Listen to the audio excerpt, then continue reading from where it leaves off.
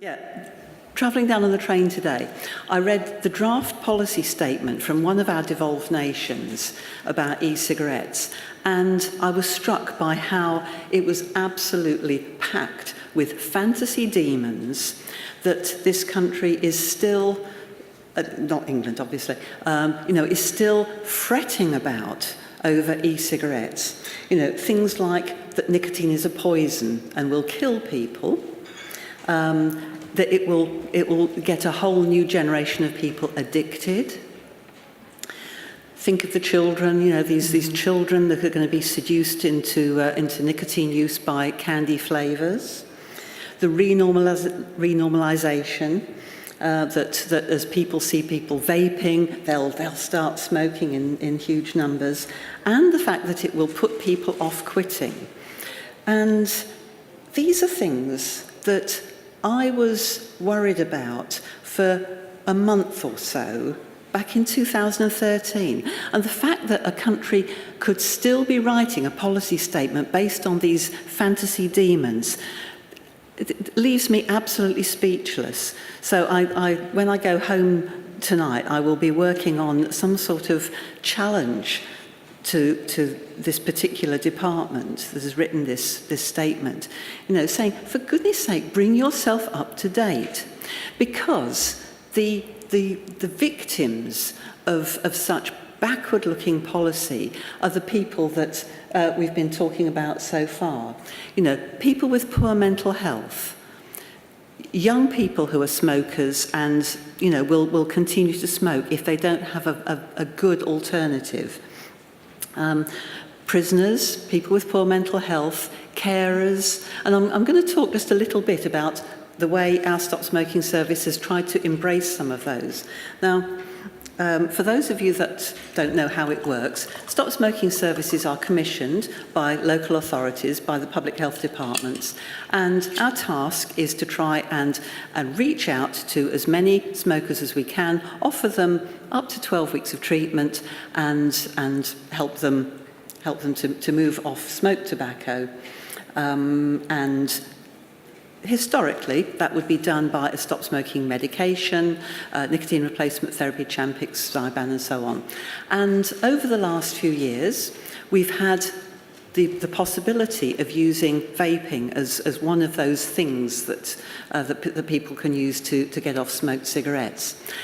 And there's an enormous variation across the country in terms of what commissioners and stop smoking service providers feel about that.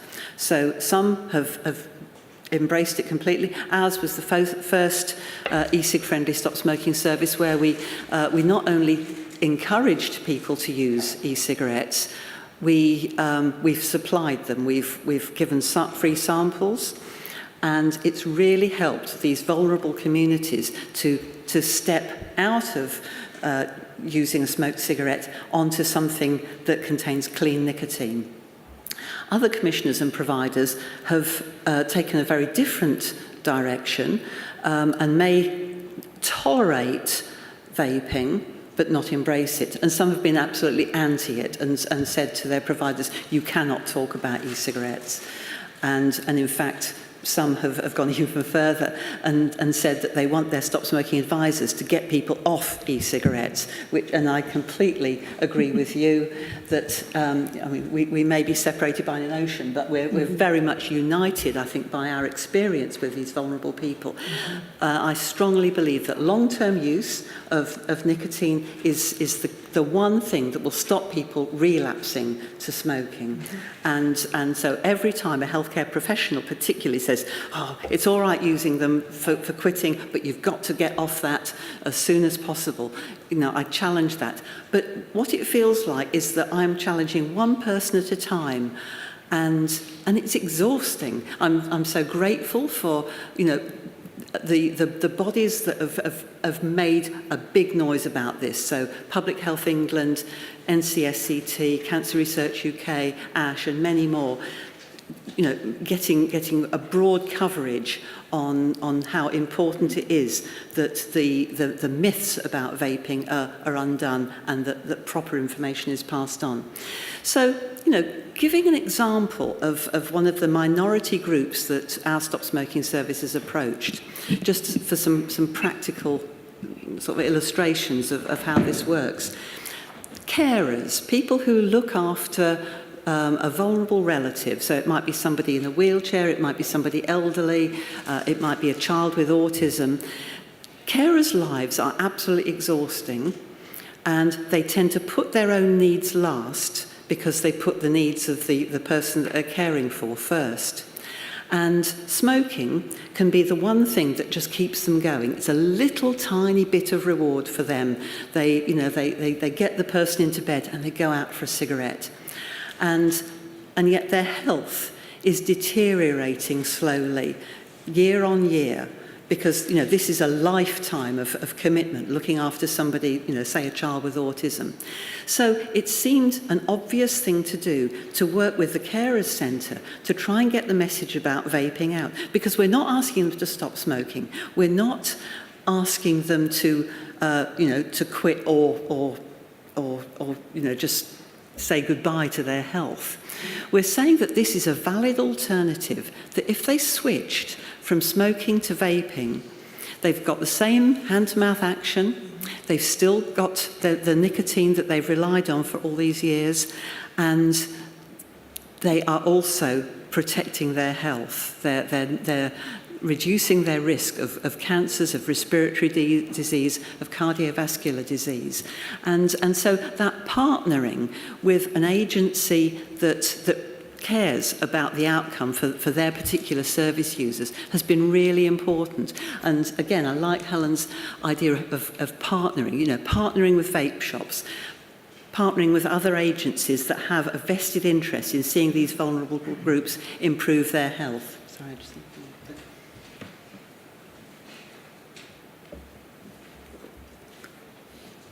And it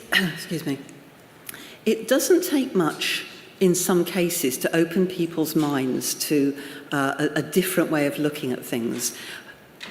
What frustrates me is that there are key people in the bigger organisations that have got their information from the Daily Mail and refuse to believe anything other than the truth that they've woven for themselves. And it very often comes down to pure prejudice that they have worked on internally, and they're setting policy based on those prejudices. And as an example, I can talk about the mental health units that we've been working with. And I just want to do a name check for Mary Yates and Di Hurley, who've been absolutely fantastic with, do you want to put your hands up? Somebody will come and talk to you afterwards. So knowledgeable and helpful about how to move things forward in mental health circles. But just this week, I had a conversation with the head of health and safety for our mental health trust, who tells me that e-cigarettes are so worrisome that the government is looking into how to stop them. And I said, what? And she referred to the inquiry that's been set up by Norman Lamb, MP, the committee in Parliament. I said, they're not trying to stop that. Oh, yes, they are. I've read about it. So again, getting your message from dodgy sources and using it to formulate policy. When I grill her about why she is so anti-e-cigarettes, she said, I can't stand the smell. She's not a smoker, she's not a vapor, but she can't stand the smell, so she's against them. And it's that sort of prejudice. I feel as though I'm banging the drum here for things that just frustrate me. I'll try and broaden this out a little bit, sorry.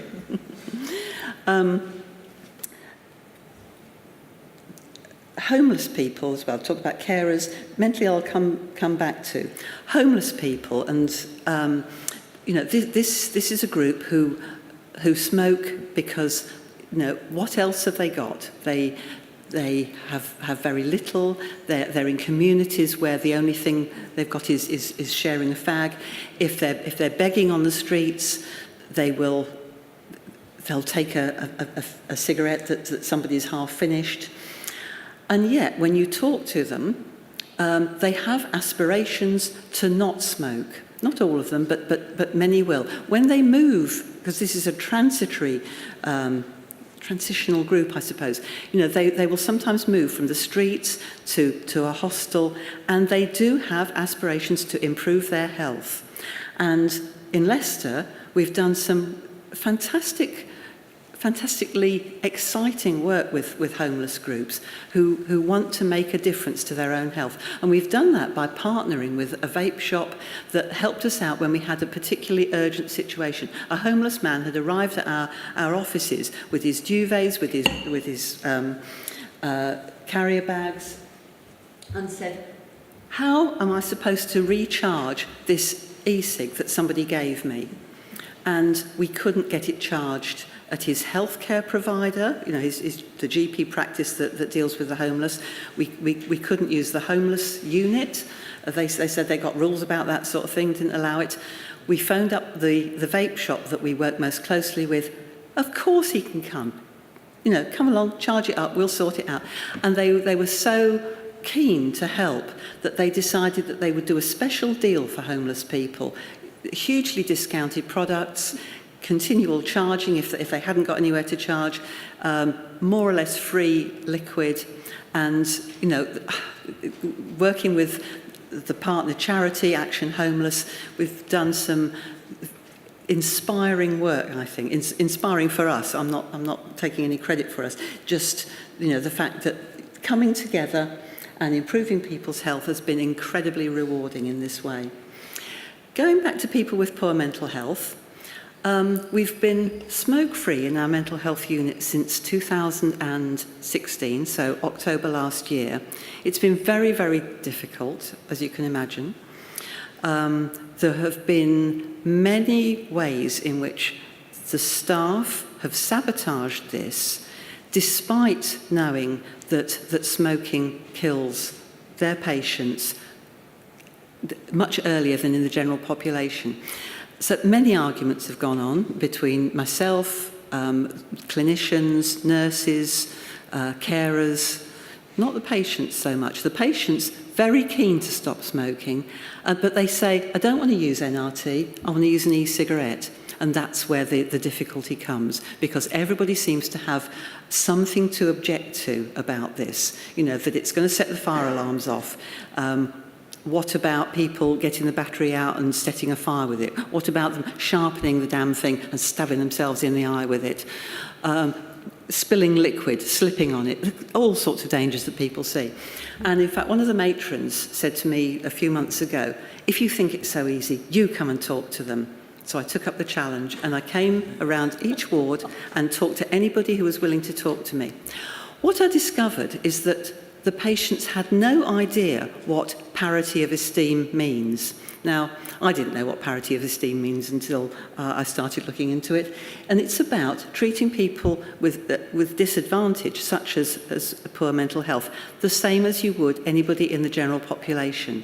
Now, the general population know about smoking and the dangers, but the culture of mental health circles maintains high smoking rates for people, people who are inpatients, and those who live in the community. Many more of those have poor mental health and still smoke. But it's all about, it's too hard for you to stop smoking at the moment. You carry on. It's making you feel better. But when I explained to patients that I spoke to that, in fact, there's a reason why the hospital has gone smoke-free, because of the early death rate, the comorbidities, the terrible burden of respiratory and heart disease, they got it. Even in the acute wards. These people are not stupid. They may be in some distress and high levels of anxiety, but they understood what I was saying about parity of esteem. And they said, yeah, I get that. I'd be willing to use an e-cigarette. So the challenge then is actually making those devices available. And again, a vape shop was willing to come into the hospital and sell. And they didn't want the cigalikes, they wanted refillable, rechargeable. And amazingly, the matrons got this as well, some of them anyway, and just sort of gave in. You know, although the policy initially said only e-burn, they can only use the one cigalike. Suddenly there was a revolution on that, and they allowed patients to bring in what was a much more superior device and use that. We're by no means at the end of this journey, and you know, excuse me, there are certain factions within the units that are still trying to, you know, severely restrict what we're trying to set up in terms of freedom to vape. And I mean, one of the questions that I was sent to consider, you know, what militates against good vaping policies? And part of it is people who have to set rules for some reason. You know, you can only go out and vape, you know, once on the hour, every hour. You know, ignoring the fact that vaping doesn't happen like that. You don't binge, you graze. And it's that refusal to listen, which comes down to the involvement of people with lived experience. Now, I've been asked to go to this devolved nation that's drafted the policy with the fantasy demons, and I asked to take a vapor with me to talk about their lived experience. Frightened the shit out of them.